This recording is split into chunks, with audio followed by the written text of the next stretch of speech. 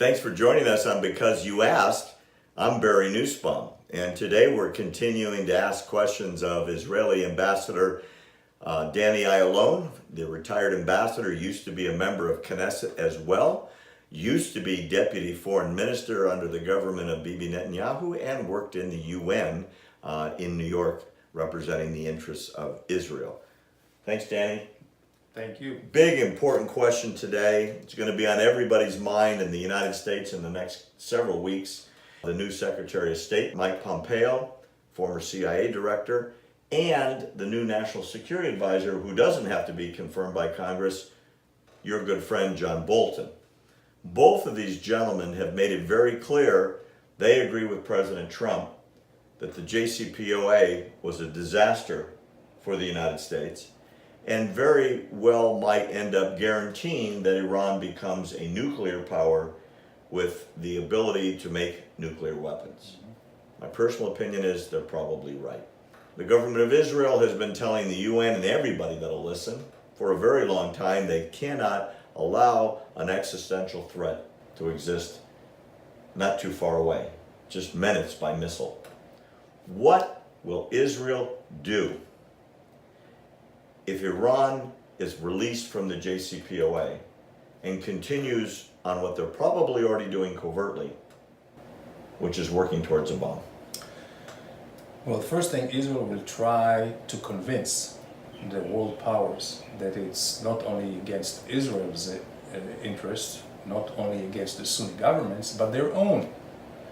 And we will not be alone trying to do that. The Saudis, the Egyptians, all those Sunni countries will join us. Hopefully, I would say the best case scenario is that there will be an international coalition led by the United States that will put Iran on notice, and if they do not stop, then they take action.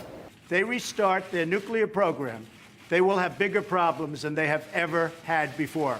The name of self-defense. This will be the first option, the preferred option for Israel. But if that will not work, and we will see this sword coming closer and closer to our neck, we will do what we have to do in our self-defense.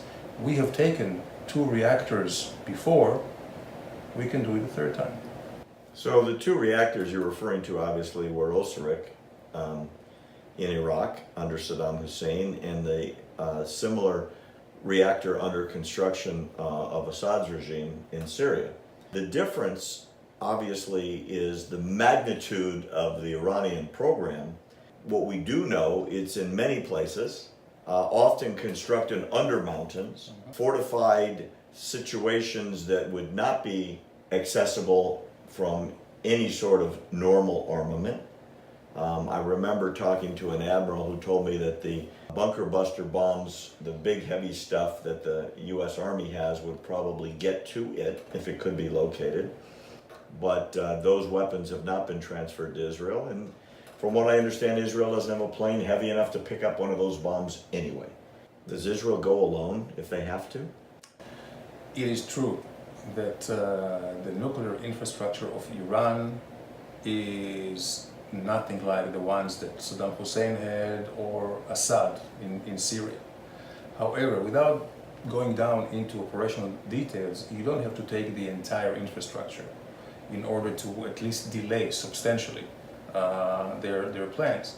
So it's enough once you identify the bottlenecks and you take 2 or 3 or maybe 4 high-value targets to stop it or at least delay it for a long time, maybe long enough to bring the international community to its senses and act against Iran. I hope you're right.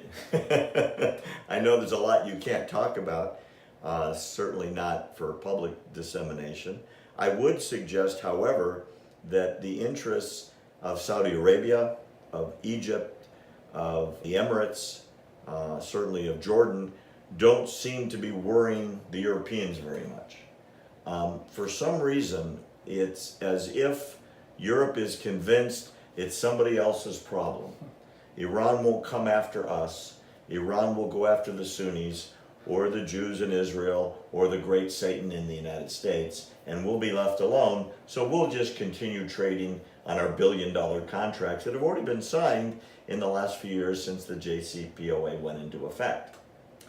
This is exactly what happened in the 30s of last century, when they continued business as usual with Hitler and the Nazis, and the only one statesman that warned against it was Churchill.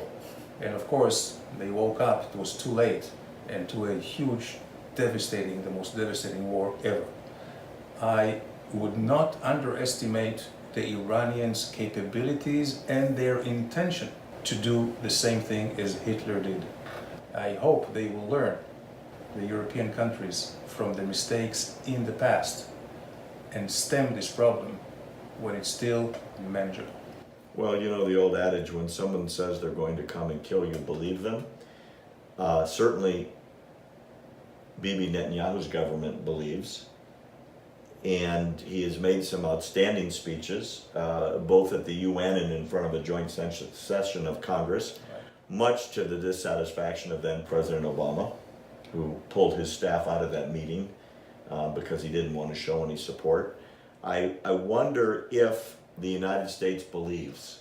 I know Israel does, but I don't know if the United States does. I think that all the evidence shows, and with this new administration, people are much more realistic now. They have to believe. Well, you've got two friends that you know that are now influential in establishing foreign policy.